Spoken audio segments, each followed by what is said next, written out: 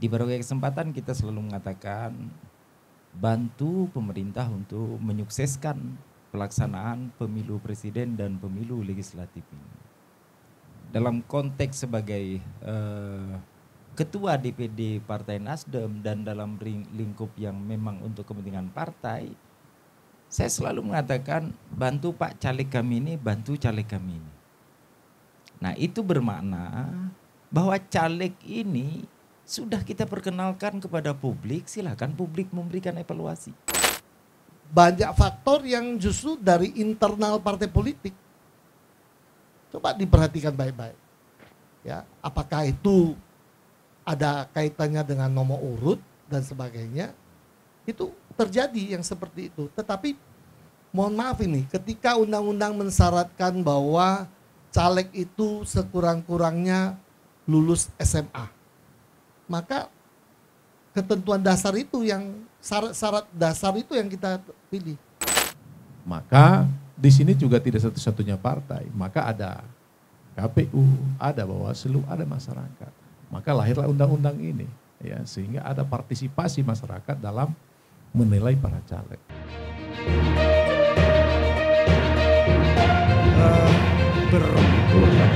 Sebenarnya kita itu punya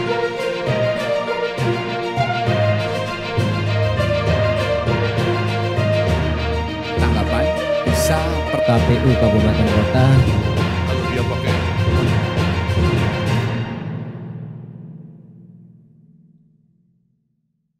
tadi dari Bawaslu dan KPU itu pada sisi administratif untuk penentuan caleg berkualitas pada ranahnya partai. Nah, saya ke Bang Amsakar nih. Nanti mungkin bisa ke Bang Asmin sama Pak Anto. Karena ranahnya ranah partai. Ya, partailah menjadi terdakwa ini. Partai sebagai terdakwa. Partai mempunyai kacamata sendiri terhadap calegnya. Sementara masyarakat juga mempunyai kacamata sendiri. KPU memberikan waktu untuk pelaporan. Selama ini ada nggak upaya dari partai itu mengajak masyarakat untuk mengevaluasi caleg-caleg yang dijagokan, sehingga kita bisa jadi partai juga melakukan penyaringan dua sisi, satu dari partai, satu dari masyarakat secara langsung. Ya, kalau berbicara atas nama pemerintah, di berbagai kesempatan kita selalu mengatakan bantu pemerintah untuk menyukseskan pelaksanaan pemilu presiden dan pemilu legislatif ini. Dalam konteks sebagai ketua DPD Partai Nasdem dan dalam lingkup yang memang untuk kepentingan partai, saya selalu mengatakan bantu Pak caleg kami ini, bantu caleg kami ini. Nah itu bermakna bahwa caleg ini sudah kita perkenalkan kepada publik, silakan publik memberikan evaluasi. Kan itu, sekarang kita sebenarnya sudah dihidangkan oleh satu data. Lalu data yang terhidang ini kita berikan makna atas data tersebut. Saya mau katakan begini, di tingkat provinsi ada 10 untuk 10 hari, di tingkat kota Batam ada 1 untuk 10 hari. Pemilih Batam pada kisaran 56 sampai 58% dari pemilih Kepri. Jumlah terbesarnya ada di Batam. Data ini menurut saya harus kita maknai bahwa harus ada ikhtiar lebih lanjut untuk mengkomunikasikan kepada publik tentang sedemikian pentingnya agenda nasional yang akan kita lalui ini.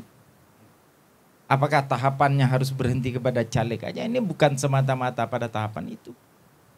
Kita melihat juga realitas yang ada di Batam. Bahwa tingkat partisipasi itu 65% itu prestasi.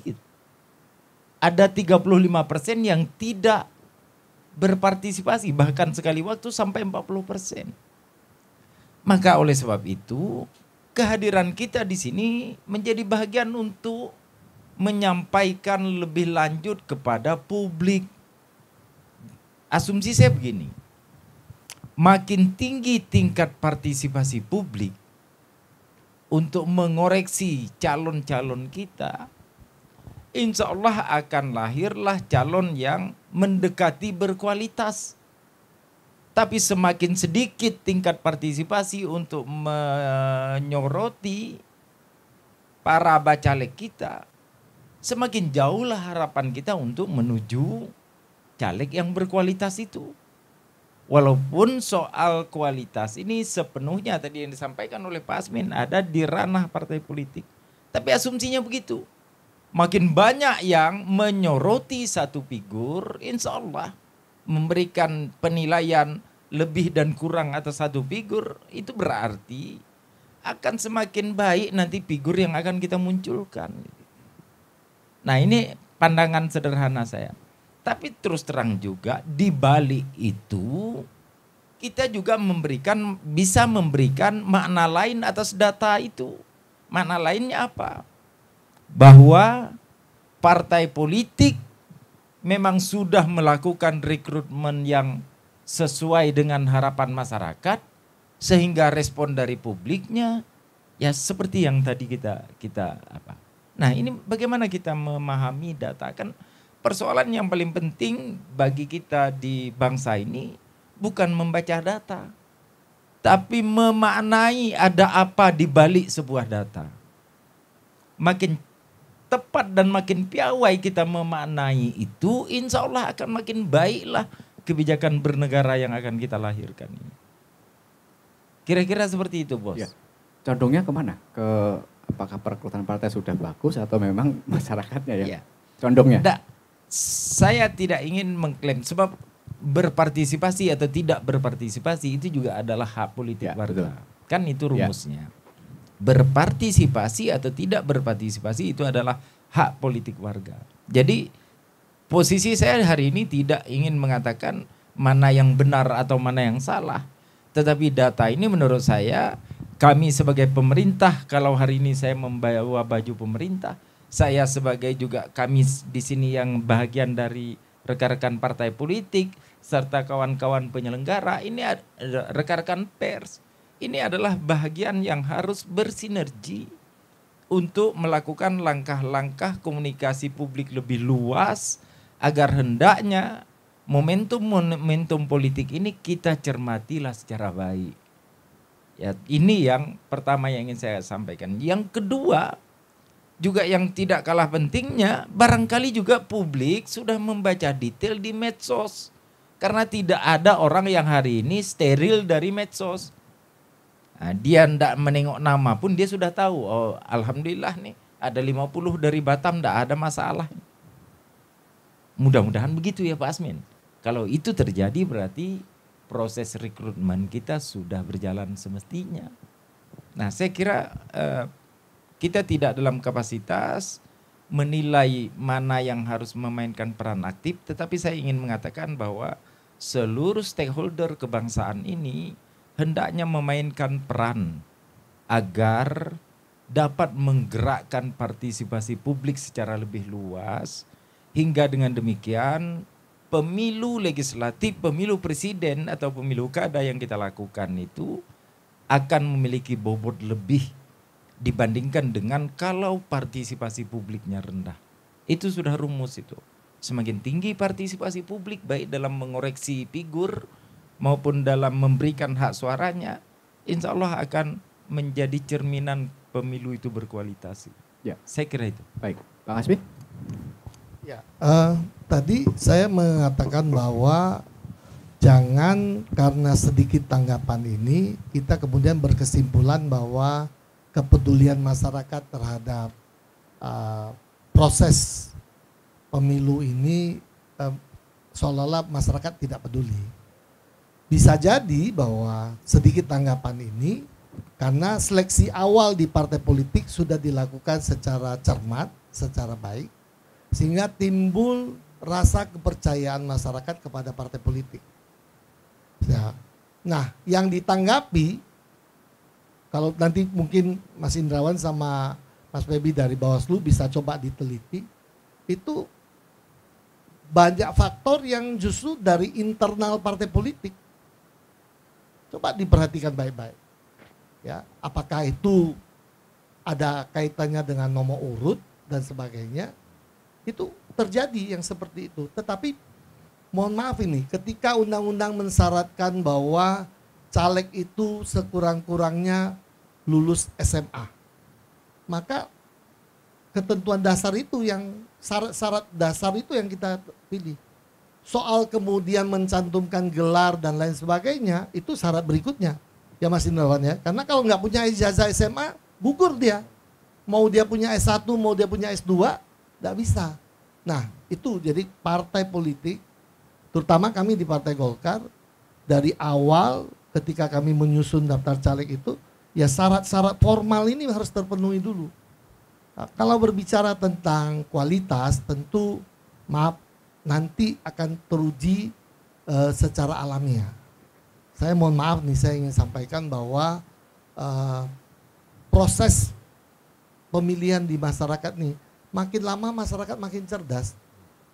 Dia sudah tahu siapa yang harus dia pilih, gitu. Jadi mau yang pasang balihonya satu kota ini penuh, tidak ada jaminan juga bahwa yang punya baliho terbanyak itu yang akan terpilih. Karena apa? Karena masyarakat itu udah cerdas gitu.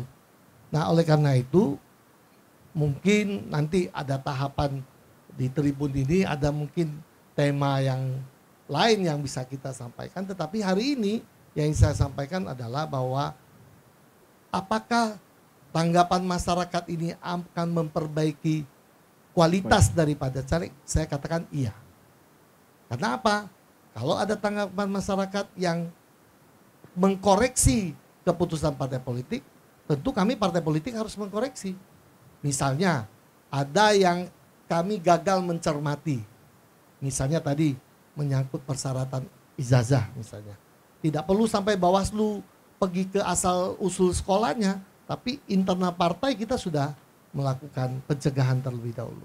Ya. Jadi sekali lagi saya tetap pada kesimpulan bahwa tanggapan masyarakat yang rendah ini bisa jadi karena kepercayaan masyarakat kepada pola rekrutmen partai politik sudah semakin baik.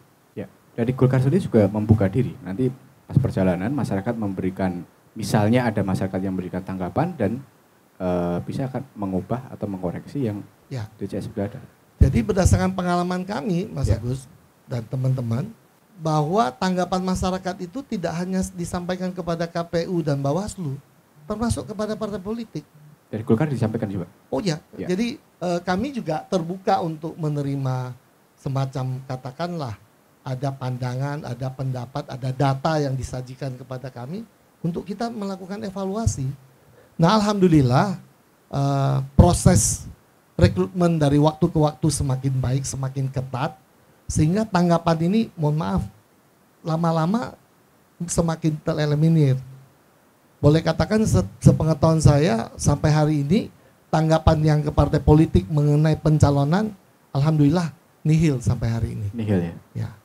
Tapi kami juga tetap tidak boleh jumawa bahwa berarti kami punya semua udah clear. Nah nanti teruji pada saat 14 Februari 2024. Kalau misalnya maaf seluruh dapil kami itu terpilih, terisi, mudah-mudahan ada dapil yang lebih dari satu, dan disitulah membuktikan bahwa pola rekrutmen kami sudah benar. Sehingga caleg kami yang kami ajukan direspon positif oleh masyarakat. Jadi kata kuncinya di sana Mas Agus. Ya. Kalau tadi Mas Anton Duha bilang bahwa beliau belum berbicara dari perspektif dari dalam, karena memang betul. Tetapi buat Golkar, kami mesti berbicara dari luar dan dari dalam.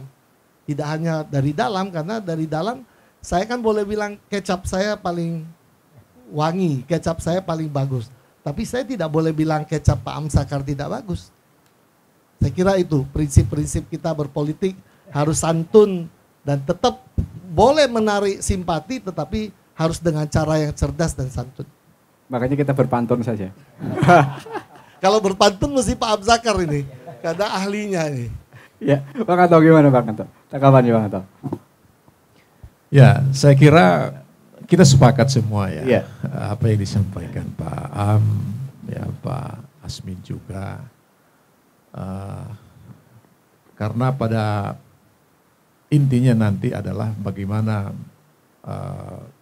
caleg-caleg itu setelah terpilih menjadi anggota dewan bisa menjadi yang terbaik, kan gitu. Nah, tentu saja diskusi pada sore hari ini adalah diskusi yang sangat baik. Nah, sehingga kita harus bisa menyampaikan pandangan-pandangan. Nah, memang seperti saya bilang dari awal bahwa ini memang kan pandangan masyarakat, ya, keluhan masyarakat. Ya, tentu ini juga harus kita sadari, ya, bahwa ini bukan kecap saya yang enak dan kecap saya di sana yang tidak enak, kan gitu. Ini fakta. Kita bicara fakta. Nah, bahwa sekarang misalnya partai-partai senior secara struktural, secara kepartaian sudah bagus, ya kita akui itu. Tapi ini memang di lapangan, ya memang ini suara-suara masyarakat yang kami sampaikan. Nah, tentu sebagai partai punya tugas penting dalam perekrutan caleg-caleg itu sendiri.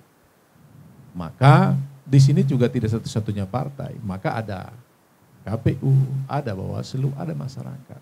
Maka lahirlah undang-undang ini, ya, sehingga ada partisipasi masyarakat dalam menilai para caleg. Dan tadi alhamdulillah sudah ada laporan-laporan dari masyarakat, walaupun hanya 10 kan gitu. Nah itu.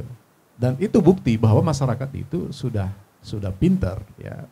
Dan tentu ini seperti yang sampaikan tadi, ini memang harus dari hari ke hari, ya, harus kita tingkatkan terus sehingga image daripada anggota dewan itu Pak Asmin, ya, betul-betul bisa ada perubahan di mata masyarakat. Nah itu. Nah, jadi itu harapan kita sebenarnya. Karena bagaimanapun bahwa anggota dewan ini kan wakilnya masyarakat. Ya. Wakilnya masyarakat. Maka mereka juga berhak untuk mengkoreksi kita. Nah, oleh karena itu bahwa sekali lagi bahwa harapan kita dari diskusi pada sore hari ini bisa menghasilkan caleg-caleg, ya, anggota-anggota DPRD di pemilu 2004 yang berkualitas. Sehingga pemilu 2019 Pak Asmin tidak ada lagi tanggapan-tanggapan masyarakat yang sangat negatif. Ya, walaupun ada tapi bisa kita minimalisir dalam kelompok kecil, kan gitu. Nah, jadi apa yang kami sampaikan, ya, ini memang fakta di lapangan. Nah ini, jadi sekali lagi kami dari Partai PSI ingin menyampaikan kepada kita semua, ya, mudah-mudahan nanti kita bisa sama-sama di DPRD Pak Asmin. Tentu ini tugas-tugas kita ke depan untuk berdiskusi bagaimana perbaikan-perbaikan kita ke depan, bagaimana perbaikan-perbaikan anggota dewan ke depan, apa yang kita lakukan sehingga kualitas-kualitas, kan ini kita bicara kualitas anggota DPRD ini ke depan, kan itu. Nah, bagaimana kalau DPR-nya kualitasnya bagus, pemerintahnya juga pasti akan baik. Kenapa? Pasti akan dilakukan pengawasan sehingga pembangunan itu bisa terlaksana dengan baik. Kalau kualitas anggota dewannya tidak baik, saya yakin pemerintahnya juga akan tidak baik. Nah itu, jadi itu yang bisa kami sampaikan. Baik.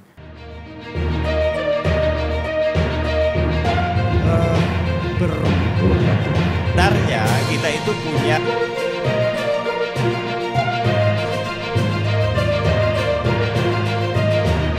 Tanggapan bisa per KPU Kabupaten Kota